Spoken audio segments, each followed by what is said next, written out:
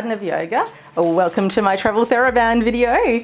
Theraband is such a great prop to take traveling with you because it hardly takes up any room in your bag and it's super versatile, especially if you want to bring in a bit more strength and stability work along with your stretching.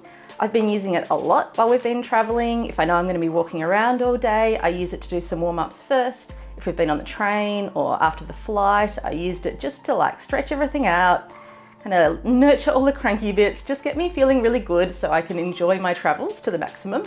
The other great thing about Theraband is you can do a lot of floor work with it. I'm not sure if you can see, but I have a rustic Japanese beam very low above my head in this little tatami room where we've been doing our yoga practice. So I can't really do a lot of standing work. So I've been loving the floor work with the Theraband. And these are the moves that I'm going to share with you today. So hopefully you'll find them helpful as well. So the Theraband is a beautiful way to give you some feedback into how you can use the muscles deep in your core with your breath. We've got transverse abdominis that wrap around us. We've got pelvic floor supporting us from below, and we've got multifidus muscles behind. The Theraband can give us some feedback, especially if all of this is feeling a little bit awkward or you're just not sure what's happening in your own body. So I'm wrapping it around my ribs. I'm not even pulling it. As I inhale, I gently expand the Theraband with my breath.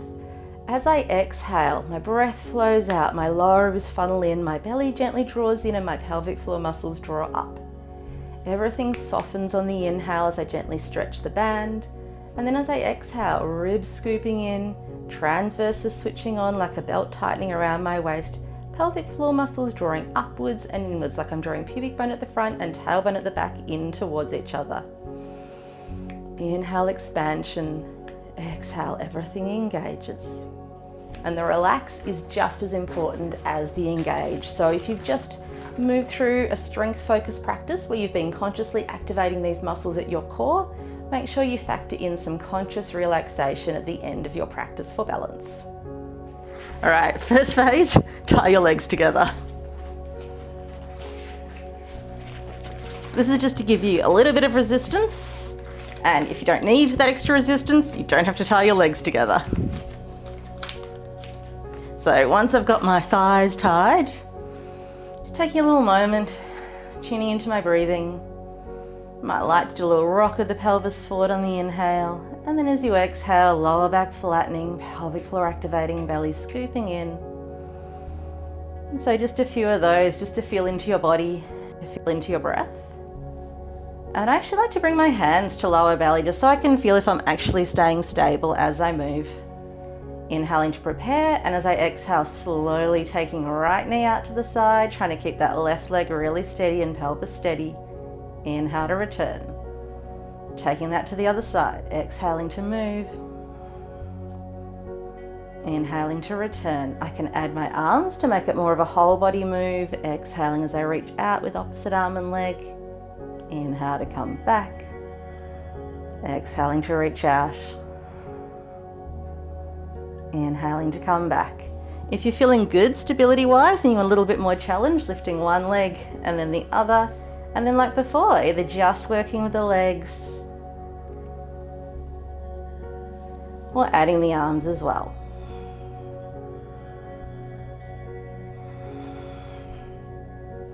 If you're feeling good up here, you could do a little toe tap down, exhale to lower, inhale to lift, breathing out, taking that to the other side. If that felt a little bit too much, work from the floor. Exhaling to lift, inhaling to lower, and then as you exhale, taking it to the other side. While I've got my legs tied together, I might want to counteract all of that, keeping the pelvis steady time with a bit of gentle movement for the spine.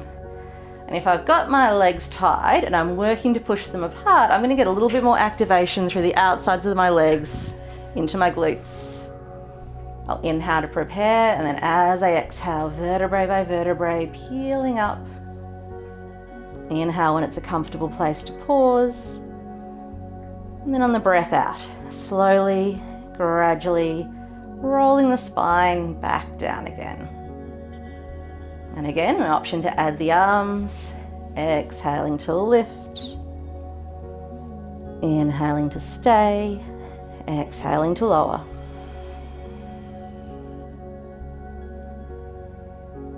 If you're feeling really keen, single leg. So exhale for the lift, inhale to stabilize, and then trying to keep everything as steady as you can. Exhale to unfold one leg, inhale to lower, glutes on, exhale lengthen other leg, inhale to lower, and exhale to come down. And I'm sure you can think of lots of other variations that you can do with your legs tied together, just depending on what feels good to work on today. Nice little counteraction is just a bit of gentle side to side.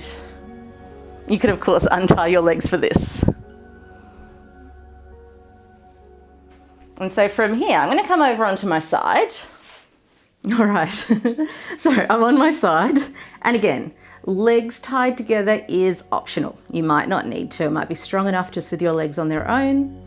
I'm working on keeping my hips steady and my shoulders steady without tensing up. And then as I exhale, lifting up the knee, inhaling to lower. I can just stay with this external rotation, or I can add internal rotation, exhaling to lift the knee, inhaling to lift the foot, exhale to lower the foot, inhale to lower the knee. And these ones are great if you've just been stuck sitting in the one position all day, just to wake up your glutes again. Great if your lower back is feeling like it needs a bit of love as well. So you can just keep going and do as many of those as you like, and of course do them on the other side. Or if you just want to intensify things a little bit more, you can lengthen the leg, internally rotate, either lifts and lowers or little circles. Just watching out that top shoulder isn't tensing up as you do this. So as many of those as you want to do, and then you can free your legs. And after all of that glute strengthening, I always just like to do a little stretch, maybe drawing the legs in before I change sides. So if you've been walking around all day or sitting all day, your hamstrings will probably appreciate some love. Just going to give them a bit of a warm up first. So taking the band around my foot, knee bent, ankle flexed, and then straightening the knee, pointing the toe. You don't have to use the band for resistance, but it can be good if you just want a little bit of extra feedback, a little extra feeling of strengthening. I'm just going to pause, breathe into this stretch. You might end up lengthening out your other leg. Working on staying nice and level, neutral with my pelvis. And I can externally rotate, taking the leg out to the side, a bit more of an inner thigh stretch if that feels good. Staying as long as you like, but I like to come back to center on my exhale so I can feel my core working to support me. And then swapping sides.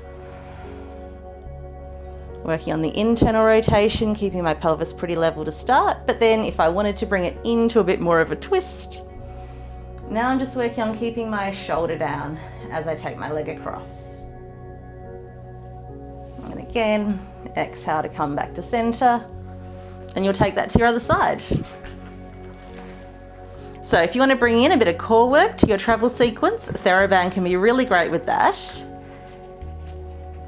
Even single leg, exhaling to lengthen, inhaling to bend can still feel quite strengthening if you're comfortable with it. 2 legs together, exhaling to extend, inhale to lower, just making sure you're working at a range where you can still stay really comfortable and really steady with your pelvis and with your spine and not tense in your shoulders.